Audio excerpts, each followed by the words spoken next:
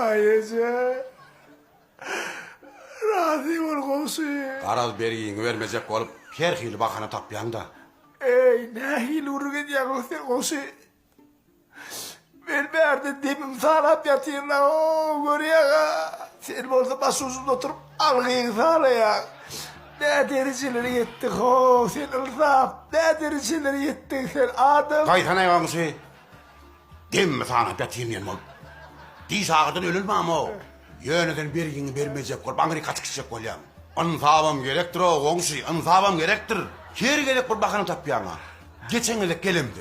Bil, mutsana deyip yatırdın ha. Sen ömrüne bergiden başka ağırdat bu tör gördün mü? Onun ön kıydıkleme. İçim ağır ya deyip ayak yolu yürü oturun oğlum. Onun ön kıtapır gelemdi. Baba fiilim, baba sağlım, mama sağlım deydin. Ey, her gerek bir mana tapyana o sen. Yok, şu gedek ağlamak o. Burada da öyle sen kargıncın tutuyor ne mi? En kargıncım tutun o yakı. Tutuş doğumun kargıncı tuttu. Ha? Hemmesini alıpsın, doğumda aklın bağırsın alıpsın ha sen. Ey, indi herkesi. Aşağıda oturuyan dayda var ha, vakti oradaydı. Sonunu ma 2 manada alıpsın o. 2 manada gözünü sokacak mı? Ay inlik bolup dur da o. Saklanıp bile bak.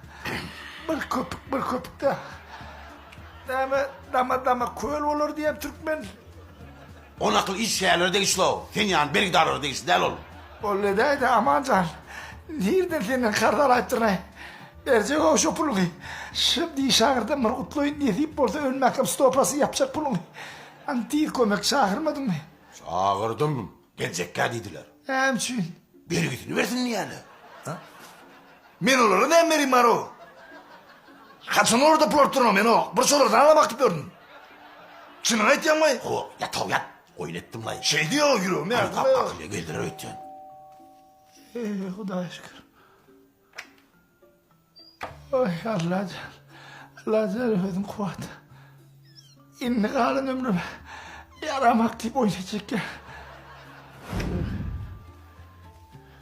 Hello,